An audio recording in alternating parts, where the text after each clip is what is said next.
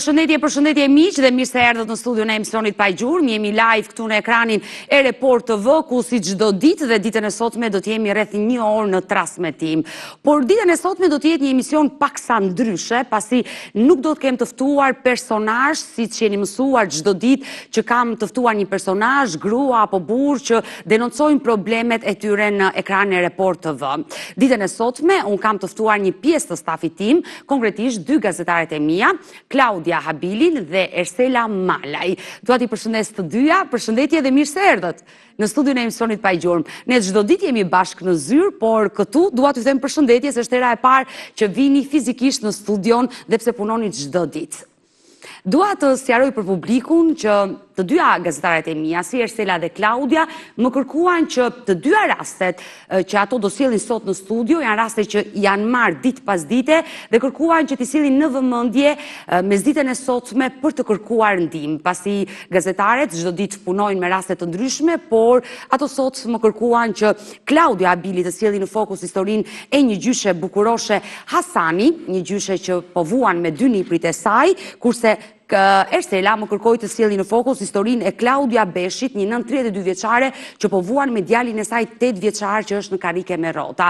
Të dyja këto histori janë trajtuar disa kohë përpara në studion e emisionit Pa Gjurmë dhe të dyja gazetaret ditë pas dite janë marrë për të ndihmuar. Janë histori vërtet të dhimbshme dhe sigurisht kjo studio është pikërisht për zërin e çdo qytetari dhe ne do i risjellim sot në vëmendje. Do i nisim bashkë ditën e sotme emisionin dhe do i nisim historinë e bukuroshe Hasanit. Ti, Claudia, vetëm përpara sa ditëve ke qenë ke udhëtuar në Vlorë? Rreth 2 ditë më parë. 2 ditë më parë. Udhëtuam në Vlorë, po. Ti ke qenë pikërisht në familjen e bukuroshe Hasanit. Jemi duke parë disa plane që regjia po na ndihmon dhe katastrofë kjo që shikojmë. Kushtet odeta ishin vërtet shumë të vështira. Sa po hyje brenda... Kjo është gjyshja, bukuroshja. Po. E cila jeton me 2 niprit e saj, të sëmur, të dy me aftësi të kufizuara. Po, dhe të dy të diagnostikuar me epilepsi. Dhe kjo është një fatkeqësi, por ajo që e bën më të dhimbshme këtë histori, Claudia, është që të 2 fëmijët janë braktisur nga nëna. Po, të 2 ka braktisur, djali i vogël ka qenë vetëm 6 muajsh, me sa na tregoi bukuroshja, ndërsa djali i madh e mban mend po shumë pak. Dhe kjo gjyshe nuk ishte si të ndodhte ndryshe, nuk mund të vite dot në program, në emisionin Pa Gjurmë, por shkuam ne me kamerën tonë në Vlorë, aty ku jeton në qytetin bregdetar, me 2 nipër të mitur me probleme të shëndetit të tyre, me aftësi të kufizuara, të braktisur nga nëna, që ajo kujdese ditë e natë për ta. Claudia ka udhëtuar dhe na sjell këtë reportazh. Sa do të mi bivizon? Vetë mësuse.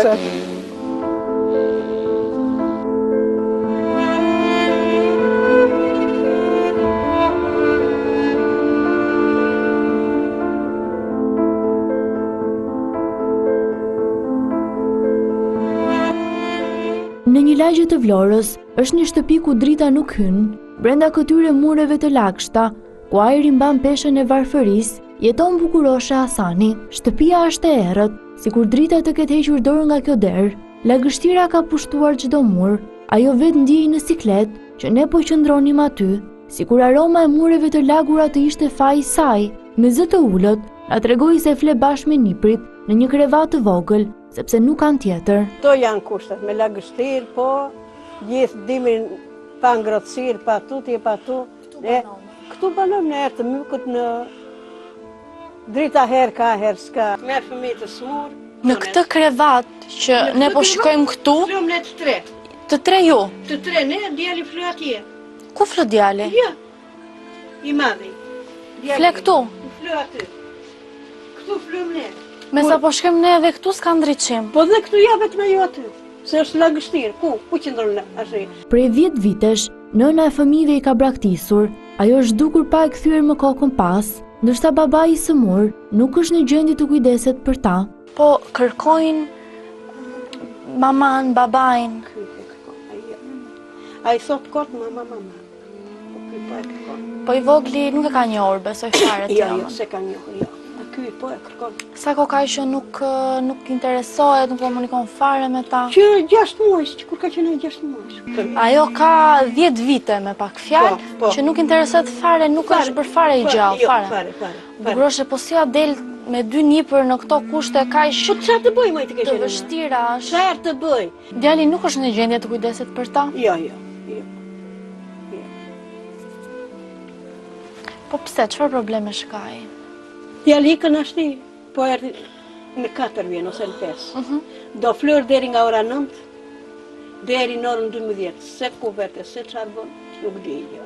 Nuk e marr dot më. Nuk punon? Jo, nuk punon. Jo. E vetë në përballë çdo gjëje, Bukuroshja punon çdo ditë për të mbajtur gjallë këtë familje. Gjatë kohës që është në punë, fëmijët mbeten vetëm brenda këtyre mureve. Prej muajsh ata nuk shkojnë në shkollë. Djali i vogël vente Po? në shkollë, po ato kanë një zanat. Mësueset atje i mbajnë një javë ose 2 javë, i fotografojnë e thonë hajde se është i smur. Mirë, radhë në parë masivet në mes, po të nashti malini. Pse çfarë ka ndodhur? Po nuk e di pse janë zënë mësueset me njëra tjetër para 2-3 vjetësh edhe u zënë me njëra tjetër e hodhën këtë nga karroca, këtë të voglin. Edhe mbeti pilaf ai nashti. Të e linin se ish dimër, se ish behar, se ish dhe mësueset që ish me të e linin në balkon. Këtës dhe po gënjejo të më vrasë zoti, nëse gënjej. E më vjen drejtoresha më thot, po ti mbaje në shtëpi. Po si dhe mba në shtëpi, ku ja do e lë në shtëpi? Unë do vetë të punoj. Ti vetë punon? Po punoj vetë në shkollë. Kush i shikon fëmijët? Komshit aty.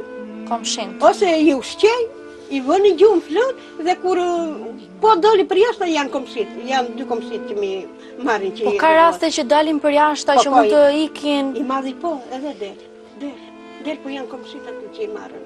Jeta e tyre zhvillohet brenda kësaj shtëpie, ku ditët i kalojnë të shtrirë dhe kushtet bazike mungojnë. Po fëmijët rrinë gjithë ditën këtu shtrirë. Ja, ku do nxjerr? Kur është diell, nxjerr. Ku lahen, ku shplahen. Ja, këtu. Ja. Po këtu. U angrohin atje dhe i laj këtu i hypin krevat. Nuk keni tualet. Po çfarë tualet ma vrije është ky, është kallameja. Janë shumë të lidhur me ju? Shumë. Edhe u des për ta. Ka qeru kam thënë dhe atyre mësuesve që unë i kam më të mirë nga ju, nga fëmijët tuaj, ku kam thënë sa do të mi bullizoni. I bullizojnë fëmijët? Po. Vetë mësueset? Vetë mësueset. Megjithatë, në këtë shtëpi ku nata nuk mbaron, shpresa mbahet gjallë vetëm nga dashuria e kësaj gjysheje dhe në fund mbetet një zë nëne që dridhet me slotësh, por që nuk dorëzohet. Më ndihmoni me sa fuqi të keni, me sa mundësi të keni për këta 2 fëmijë me ndonjë stre.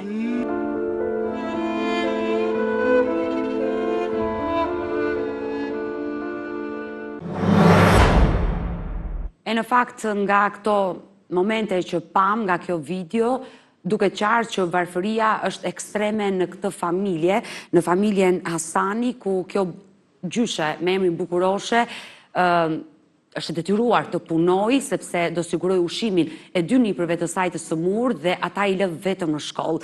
E dashur Klaudia, ajo që më preku më së shumti në këtë reportazh ishte momenti kur tregoi se fëmijët bulizohen edhe nga mësuesja. E vërtet është kjo ngjarje? Po, ajo është detyruar ta ndërpresi, mos t'i çojë më në shkollë, asnjëri nuk shkojnë më në shkollë. Jo. I madhi nuk shkonte në shkollë që prej shtatorit të vitit që lan pas, ndërsa djali i vogël nuk shkonte fare në shkollë. Dhe çfarë moshe kanë fëmijët?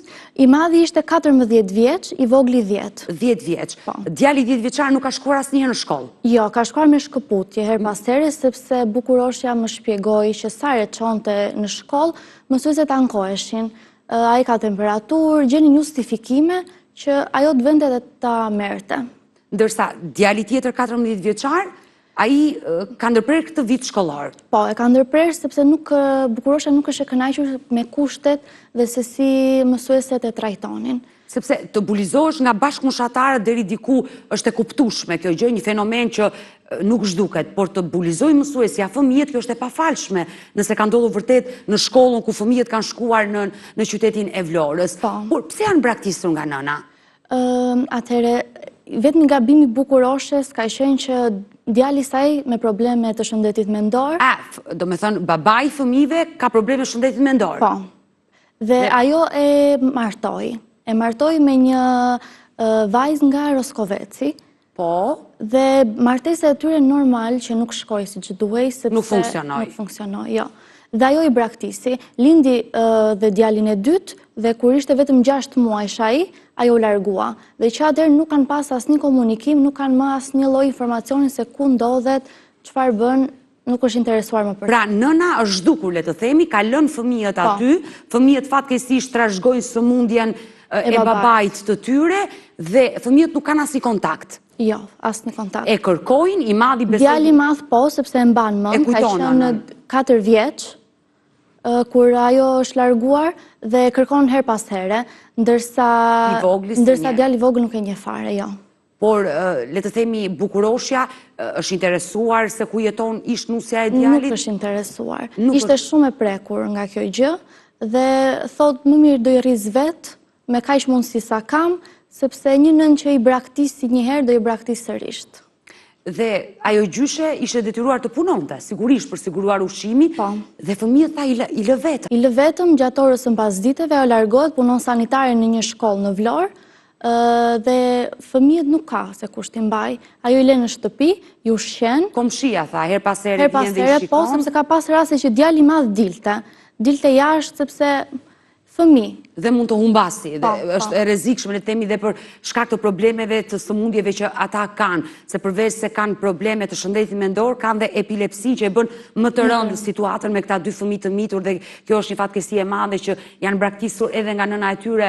Ne emrin e saj nuk po e bëjmë publike, por nëse ajo është duke na ndjekur në këtë transmetim, të reagojë, të telefonojë, mbi të gjitha, është nën, i ka sjellë në jetë dhe duhet të kthej kokën pas, dhe për ata 2 fëmijë që jetojnë në kushte vërtet ekstreme të varfërisë, është vetëm gjyshja, le të themi, që kujdeset për shëndetin e tyre, për ushqimin e tyre, për gjithçka. Por babai, situata me babai jeton aty me... Babai jeton aty, ka pasur një banes tjetër, e cila është djegur, dhe sipas bukuroshes është djegur qëllimisht, po këtë nuk mund ta themi të sigurt sepse... Prandaj kanë përfunduar, le të themi, në këtë shtëpi kaq të shkatëruar. Shtëpia e parë ju është djegur. Po. Dhe ai banon aty, në atë banes me ata, ka një as krevat nuk mund t'a quash. Gjatë reportazhit ne kemi shfaqur disa herë, flen në një koltuk të vogël. Se nuk kanë vend? Jo, nuk kanë vend. I vetmi krevat ky ishte? I vetmi ky, ku flinte bukurosha me 2 niprit. E tmerrshme, lagështi, muret, dhe në këtë ambient që ata kanë, vetëm një krevat ku flet gjyshja me 2 niprit e sëmur, dhe babai i tyre i sëmur dhe ai, në një koltuk, le të themi, se aty nuk ka vend as për një krevat, as për gjë. Por ai si e takove kur vajte në shtëpi ishte? Nuk e takova. Por çfarë tha bukurosha për të birin? Do të si është gjendja e tij? Ai largohet nga shtëpia për orë të zgjatura, po.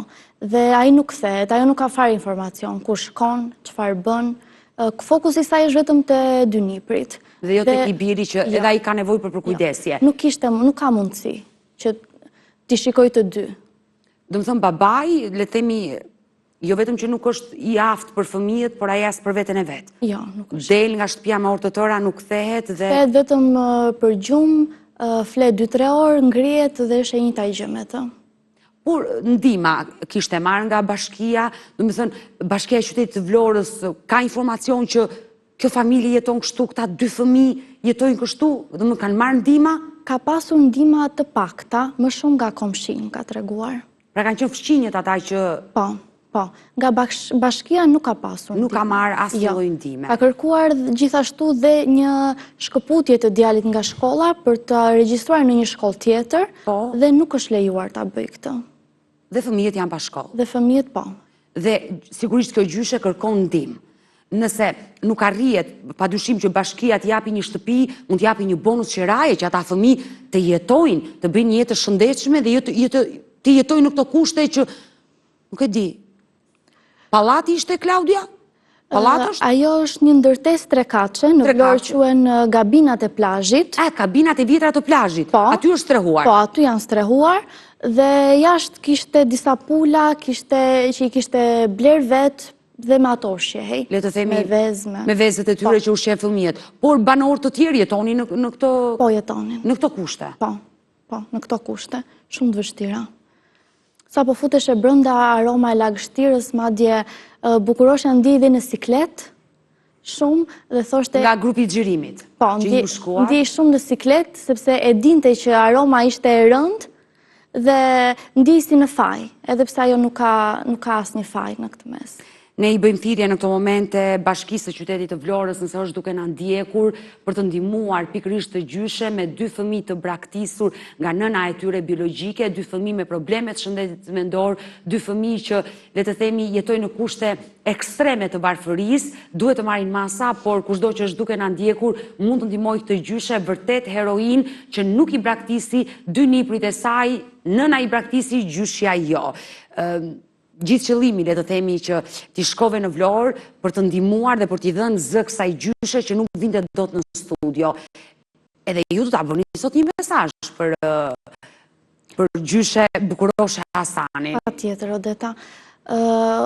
I bëj thirrje Bashkisë së Vlorës, Institucioni, sepse sigurisht ai është primari dhe që duhet të marrë masa. Po, që t'i hedhi syt nga kjo zonjë, sepse punonte, përpiqej vetë, po pagesa që merrte ishte normalisht e pamjaftueshme. Që të përballonte gjithë shpenzimet mujore. Fëmijët kanë nevojë për terapi, djali vogël nuk hecte, djali madh kishte probleme të folurën dhe kanë nevojë për terapi, e cila kushton, që as e përballon dot. Nuk e përballon dot. Uroj dhe shpresoj që ditën e sotme e dashur Klaudia, zëri i kësaj gjyshe nëpërmjet reportazhit që ti solle, por dhe zëri juaj si gazetare që e keni ndjekur këtë histori të dëgjohet dhe të ndihmojmë pikërisht Bukuroshe Hasanin me 2 niprit e saj të sëmur. Mirë, do qëndrosh me mua në studio sepse do të vazhdojmë edhe me Erselën, e cila dhe ditën e sotme do të sjellë një tjetër histori të dhimbshme të një nënë 32 vjeçare që fatkeqësisht solli në jetë një djalë me probleme në shtyllën kurrizore, i cili nuk mundi do të hidhte hapat e parë, është në karrike me rrota, djali është 8 vjeç, përveç dhimbjes të sëmundjes së djalit, ajo është braktisur dhe nga babai i fëmijës së vet. Mirë, ne do bëjmë një shkëputje në këto momente për të kaluar tek Obeni dhe rikthehemi sërish bashkë live.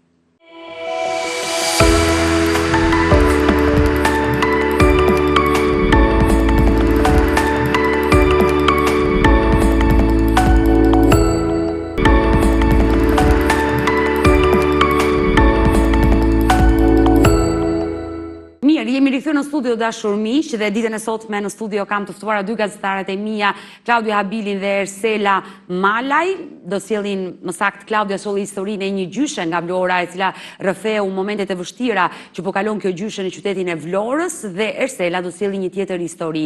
Ndodh shpesh që personazhet për shkak të shumë problemeve nuk mund të jenë dot fizikisht në studion e emisionit pa gjurmë, jemi ne që shkojmë tek ata. Historia që do sjellë Ersela ditën e sotme është historia e Klaudia Beshit, një nën nga Burreli, një 32 vjeçare e cila i tha stop martesës pas 15 viteve. Ajo u nda me partnerin e saj pasi ishte një baba i papërgjegjshëm, jo vetëm për të, por dhe për të birin, djalin që solli në jetë, që sot është 8 vjeç dhe ndodhet në një karrike me rrota. Por kush është historia? Ne do ndjekim një kronik, pasi vetëm përpara disa ditëve Klaudia ka qenë prezente në studion e emisionit pa gjurmë dhe ka bërë një thirrje për ndihmë për djalin e saj, edhe djali 8 vjeçar Voglushi ka qenë prezent e kësaj studio. I ndjekim këto momente dhe rikthehemi në studio.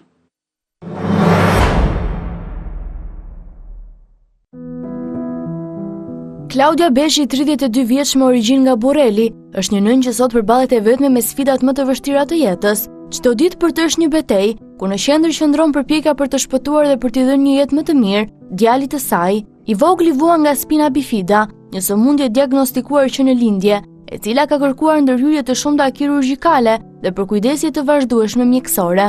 Por përveç përballjes me sëmundjen, Klaudia thotë se është ndeshur dhe me një tjetër dramë, mungesën e mbështetjes nga ish bashkëshorti. Sipas saj, martesa 15 vjeçare ka qenë mbushur me konflikte, ndarje dhe rikthime, ndërsa sot ajo akuzon atë për papërgjegjshmëri ndaj djalit. 32 vjeçaria rrëfen si është dashur të përballojë vetë me trajtimet dhe kostot e larta për shëndetin e të birit, ndërsa vështirësitë ekonomike janë rënduar edhe më shumë, madje në momentet më kritike. Ajo tregon se ka mbetur e vetme, edhe gjatë trajtimeve jashtë vendit. Klaudia sjell edhe pretendime të forta për marrëdhënien me ish bashkëshortin, duke rrëfyer për situata të pazakonta që sipas saj ka ndikuar në jetën e saj personale. Ai nuk ka qenë asnjëherë prezent në sakrificat që unë kam bërë për djalin. Për djalin e vet. Absolutisht. Ajo martesë nuk ka qenë asnjë ditë, asnjëherë, asnjë vit, okay. Gjëja që ka rënduar më shumë ka qenë e kënduarit me gjëra satanike, duke kënduar për të mos ikur. Magji, e thënë në fjalën popullore. Për gjithë vitet që kena jetuar bashkë, e ka planuar vetë dhe unë me të kënduar e kam mbajtur gjithë jetën, sepse kjo zë qëndronte me mua. Nga ana tjetër, ish bashkëshorti në një lidhje telefonike e poshtë këto akuza, duke i cilësuar si të pavërteta dhe duke pretenduar se ka qenë gjithmonë i pranishëm në ndihmë të familjes. Zonja, kur ka ikur që këtu, më ka thënë mua nuk ke për ta parë djalin menes. Ti nuk mish problem dot mua në miliona ato vite që unë kam harxuar duke pritur ty. Të lutem. Dëgjoj mua. Çfarëdo që kesh bërë, i ke në shtëpi, unë nuk kam marrë asgjë me vete përveç djalit dhe valinxheve të mia. Të lutem. Me fakte.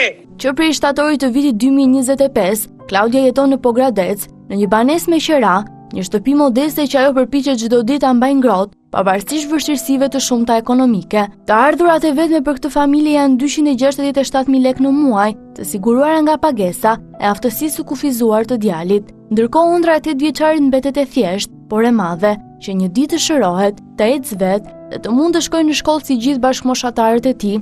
Një dëshirë e sinqertë fëmijërore që për nënën e tij është kthyer në motivin më të fortë për mos të dorëzuar. Kush është dëshira ëndra jote? Ëndra për mamin tim. Ëndra për mamin Çfarë tënd. dëshire ke ti? Për çfarë i lutemi Zotit neve? E lutemi Zotit që të kemi Që të një shërojë dorë që në ma shërojnë dorë një. Sa të shërojnë mua keme ndojtë se në vend në shkollë. Kjo është historia e dhimbshme e vogëlushit 8 vjeçar, i cili shprehu shumë dëshira në studion e emisionit Pa Gjurmë, ëndërronte të bësh doktor dhe të shëronte të gjithë njerëzit e sëmur, dhe ne e urojmë me zemër që të mblidhen para për këtë nënë, e cila vuri në dispozicion edhe një numër llogarie, dhe ditën e sotme ne do t'i japim sërish të numër llogarie. Është duke na ndjekur regjia ta nxjerrë numrin e llogarisë Klaudia Beshit, që kushdo që është duke na parë mund të kontribojë në shuma modeste për djalin e saj 8 vjeçar që ndodhet në karrike me rrota dhe duhet të bëjë një operacion në këmbë, ku i është dhënë shpresa nga një spital në shtetin italian. E dashur Ersela, ne sillim sot në fokus për të vazhduar misionin. Kështu më the, ne duhet ta vazhdojmë misionin me historinë e kësaj nëne për të mbledhur këto para që ai djalë të bëj operacionin. Por ti ke folur me të dyja palë, sepse konflikti ishte goxha i ashpër mes prindërve të 8 vjeçarit, të Klaudios dhe bashkëshortit saj përparimit. Si qëndron e vërteta? Tani marrëdhënia e çiftit të përparimit bashkë me Klaudian është një marrëdhënie që ka zgjatur për rreth 15 vite. Ka një periudhë kohore 2 vite, disa muaj, që Klaudia ka vendosur të shkëputë të gjitha kontaktet me bashkëshortin e saj. Kjo ka ardhur si pasojë e konflikteve të njëpasnjëshme, largimeve të bashkëshortit të saj, duke qenë se ai ka braktisur edhe disa herë në operacionet e djalit të saj, siç e kemi thënë edhe në emisionin e kaluar. Klejsi, vuan nga spini bifida, është një sëmundje që prek shtyllën kurrizore dhe pastaj vijon edhe me operacione të mëtejshme që edhe të shërohet. Këto operacione, disa nga këto operacione, ky 8 vjeçari ka kaluar, por akoma nuk me sukses, por jo me rezultat 100%. Pra kjo nuk ka bërë shumë sakrifica, e vetme me operacione, babai asnjëherë prezent. Po, siç kemi trajtuar edhe në emisionin e kaluar, Klaudia ka marrë vendimin e fundit në momentin që kanë bërë operacionin e fundit në Turqi, ku bashkëshorti i saj u largua dhe e fiku telefonin. Ajo ngeli e vetme mes 4 rrugëve të Turqisë që u pyet me pagesën e mjekëve, pra rruga u pagua nga mjekët me një transport urban që nuk është i përshtatshëm as për fëmijën. Por unë kam qenë në komunikime të vazhdueshme me Klaudian, gjithashtu jam munduar të komunikoj edhe me ish bashkëshortin për parimin, për të marrë disa informacione lidhur me pagesat që ai pretendonte që i ka bërë për djalin e tij. Kam kërkuar këto fatura të na i vinte në dispozicion, e kam ngacmuar her pas here, por nuk ka pasur një reagim. E vetmja gjë që më ka thënë është që unë i kam faturat, i vënë në dispozicion, por këto fatura nuk janë vënë në dispozicion prej këtyre. Sepse edhe përpara disa ditëve kur u bë kjo përballje mes Klaudios dhe ish partnerit të saj për parimin, ai këmbguli që unë paguaj para për djalin, por nëna i hodhi poshtë të gjitha. Po, jo vetëm që s'paguan para, po ai as dashuri nuk i ofronte të birit vet. Po, ai këmbgulte që ka kërkuar të takojë djalin, por nuk është lejuar nga nëna e tij, gjë që e pohoi dhe vetë më pas duke thënë që kam 6 muaj që nuk e kam takuar.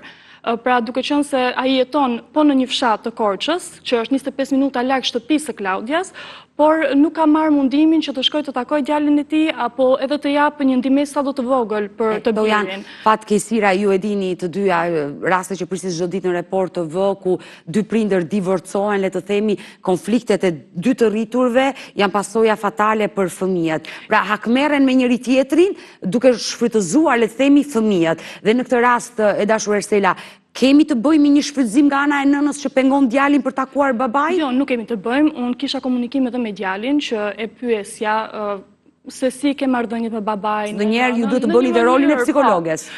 Dhe më tha, unë ndjem i pambrojtur. Më tregoi një histori që kishte ndodhur në Pogradec gjatë kohës që ai po shkonte në shtëpi me nënën e tij, që është ndjer i pambrojtur dhe thoshte që unë babain e kam të keq.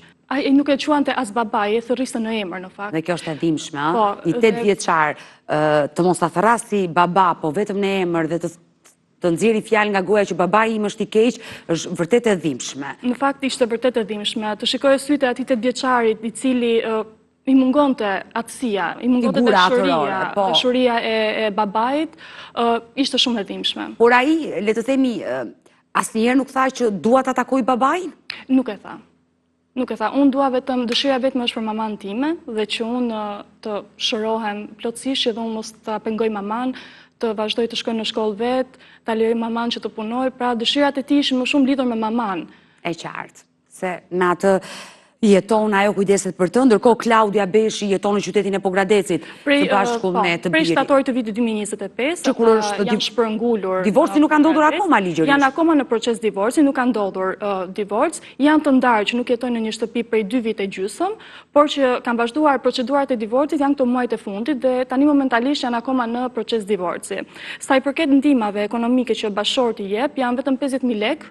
Është e pamjaftueshme. Që është e pamjaftueshme. Edhe ato nuk i ka dhënë çdo muaj i rregullt. Justifikohet që ka vëllain e sëmur dhe nuk ka mundësi që të kujdesen për djalin, pra janë justifikime që për mua nuk janë të justifikueshme. E qartë për një baba që mbi gjitha edhe ka dhe të birin sëmur. Por Klaudia erdhi me një qëllim në studion e emisionit Pa Gjurmë për të kërkuar ndihmë, le të themi ndihmat e para kanë filluar të hidhen në numrin e saj të llogarisë dhe ditën e sotme ne sjellim në vëmendje sërish historinë e Klaudia Beshi, 32 vjeçaria nga Burreli, e cila erdhi në studio me të birin dhe kërkoi ndihmë, bëri një apel të fortë për të gjithë teleshikuesit e Report TV që ta ndihmonin në numrin e llogarisë që keni poshtë ekranit tuaj të dashur miq. Ta ndihmojmë këtë nënë, të mblidhet ajo shumë parash dhe ajo të niset drejt Italisë për t'i bërë operacionin në këmbë të birit të saj, një operacion i domosdoshëm që i kanë ndezur një dritë jeshile kësaj nëne, i ka dhënë shpresë spitali në Itali se djali 8 vjeçar, edhe një herë ma kujtojmë në djalit? Klesi mund të ngrihet në këmbë dhe të eci si gjithë shokët e tij. Vinte në shkollë dhe ishte shumë djalizuar. Shumë i zgjuar. Ishte një djalë shumë i shkathët, plot jetë, plot ëndra, dëshironte të bëj doktor. Po, e tha dhe këtë nisëm e kishte thjesht për faktin që donte të ndihmoj njerëzit, i shëroj njerëzit. Pra ishte një fëmijë që kishte vizion. Kishte botë dhe vizion. E dashur Ersela, ditën e sotme edhe ti do bësh një mesazh. Një mesazh në emër të kësaj nëne dhe atij djalit 8 vjeçar që kërkon ndihmë. Nuk e di nëse bashkia, nëse ajo e ka gjendje civile në bashkinë e Pogradecit, por besoj që po, në bashkinë e Pogradecit. E ka. Mesazhi e ka ndihmuar bashkia? E kanë ndihmuar me ndihma, por me asistencë, me ndihma ushqimore, por jo ndihma që mund t'i kryen punë për shërimin e djalit. Dhe kush është mesazhi që do përcjellë? Në fakt mesazhi im si fillim dua t'i nis një mesazh babait të djalit që t'i qëndroj pranë djalit, përparimit, duhet t'i qëndroj pranë djalit, sidomos në këtë kohë të vështirë që ka më shumë nevojë se sa kurrë për praninë e babait. Më pas dua t'i bëj një thirrje edhe qytetarëve dhe institucioneve, kush ka mundësi që t'i ndihmojë që të paktën këtë ndërhyrje që e ka të domosdoshme ta bëj para se të jetë vonë. Kjo është uroj që zëri juaj edhe i Klaudios, kësaj nëne, të dëgjohet nga studio e emisionit Pa Gjurmë, uroj që të mblidhet shuma e parave dhe ajo të operoj djalin dhe urojmë që 8 vjeçari vogëlushi shumë shpejt të jetë në studio dhe ta shikojmë duke ecur, sepse ai në këtë studio ka mbritur me karike me rrota përpara disa ditëve. Vajza, unë ju falenderoj sinqerisht që jeni pjesë e emisionit Pa Gjurmë, ju falenderoj për punën që bëni çdo ditë, e kuptoj ngarkesën e madhe që ka emisioni Pa Gjurmë, ditë të ngarkuara, ditë që lodheni shumë, ditë që ndonjëherë ju shikoj dhe me lot në sy, prekeni nga historitë, është një punë e vështirë, unë e bëj prej vitesh dhe e di ngarkesën dhe sinqerisht faleminderit për punën që bëni. Faleminderit juve. Faleminderit ju, Odeta. Më vjen një mesazh nga regjia. Një pyetje për ju. Doni t'ua bëj apo mos ta bëj fare pyetjen? Bëje. Ta bëj? Po. Nga regjia më vjen kjo pyetje, do ta bëj. Sa e vështirë është të punosh me Odetën nga 110-a? Pyetja që më ka ardhur nga regjia. Ta vendos një not? Një numër nga 110-a, sa e vështirë është të punosh me Odetën? 7. 7. 7, po shkoj donë. 7, po mirë që nga keq. Mirë, ju falenderoj vajza, ju falenderoj dhe rrugë të mbarë në rrugën e gazetarisë. Unë e di që është ëndra juaj, ju keni mbaruar për gazetari dhe t'ju shikoj lartë e më lartë. Faleminderit. Mirë, do shkëputemi dashur miq në këto momente për të kaluar në reklama dhe rikthehemi sërish bashk live.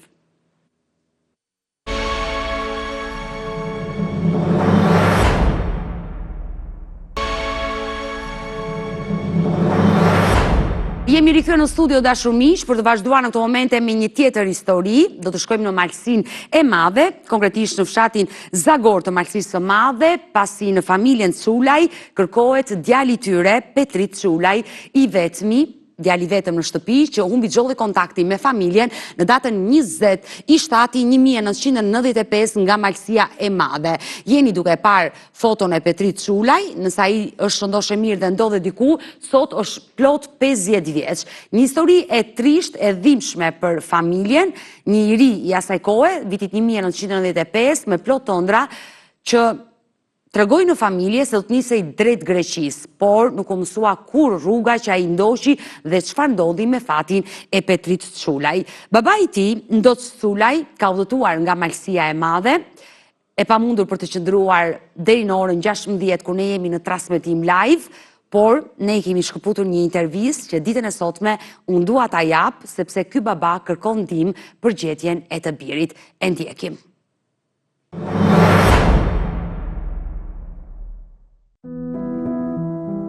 Sapo kishte mbushur 19 vjeç aso kohë, kur Petri Culaj doli nga banesa e tij më 20 korrik 1995 në fshatin Zagor të Malsisë së Madhe.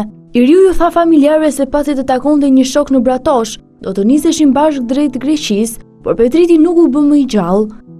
Keni marrë ndonjë informacion për Petritin apo ndonjë mesazh nga ai në gjatë kësaj periudhe kohore? Na kena humbë kontaktin me ta në 20 korrik të 95-ës. Nuk dim ku ka shkuar, nuk dim se çfarë është bërë me ta.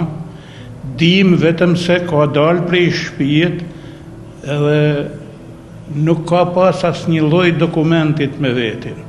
Kalvari gjatë i kërkesës së familjarëve vazhdoi deri në vitin 2015. Petriti ishte një djalë shtatlart me floka çurrela, i qetë dhe një i ri jo problematik, ndërsa për të ishte hera e dytë që tentonte Greqinë.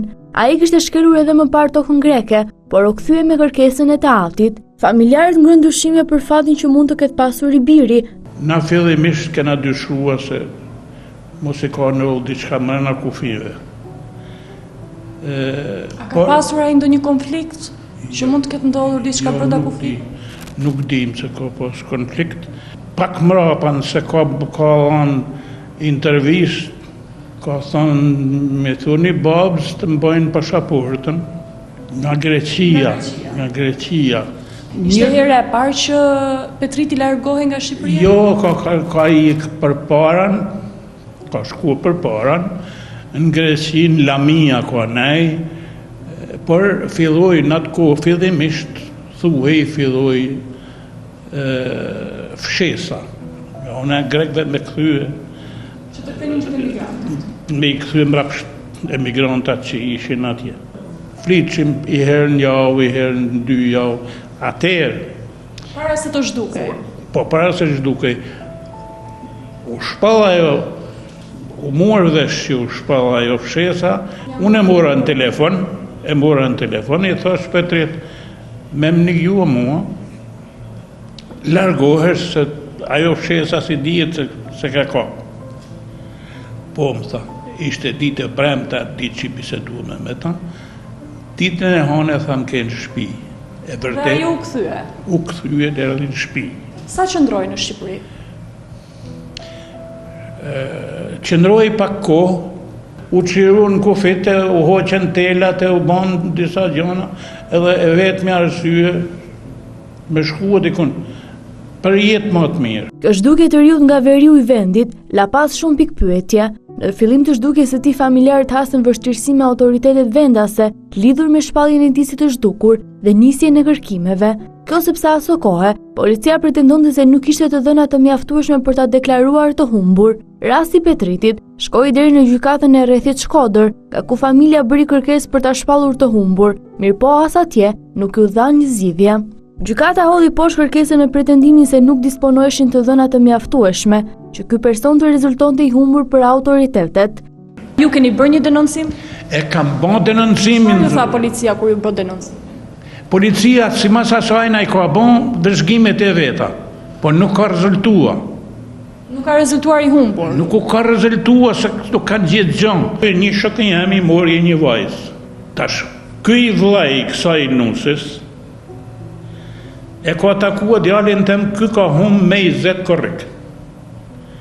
Me 12 nanor, prej 20 korrik, me 12 nanor, ky e ka takua në Greqi, në Athenë. Mas tana këtune gjonave, herën e funit, që më dhaj sinjal një person prej në Belgjik, prej në Luxemburg, dhaj erdhi këtu, se ashtë po në burg. Edhe më ka marrë mua në telefon, urgjent hajde.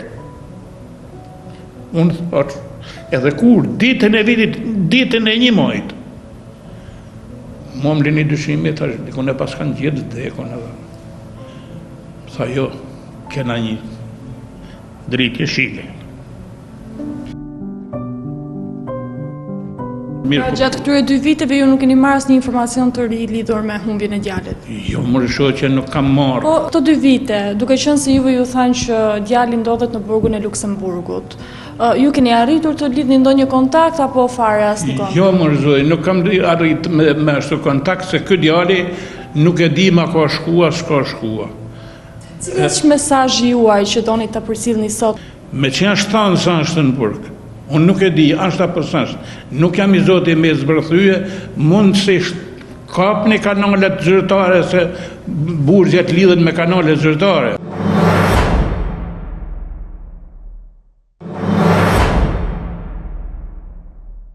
Uroj dhe shpresoj që të zbulohet e vërteta për Petrit Shulaj, për 50 vjeçari nga Malësia e Madhe, i cili u zhduk në rrethana misterioze që prej vitit 1995.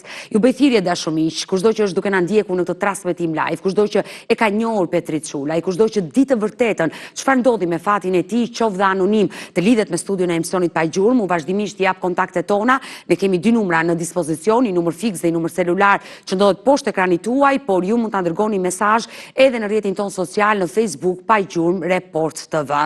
Ne kemi ardhur në fund edhe për ditën e sotme. Unë ju falenderoj që ndrohet me mua deri në fund të programit. Në këtë momente unë dua të prezantoj një suplement ushqimor që quhet Prostatol dashur miq. Është një suplement ushqimor i destinuar vetëm për popullatën e rritur mashkullore, e cila ndihmon në probleme dhe funksionimin e prostatës. Njihuni me Prostatolin dhe bashkë takohemi nesër sërish live në të njëjtën orë këtu në ekranin e Report TV. Mirupafshim.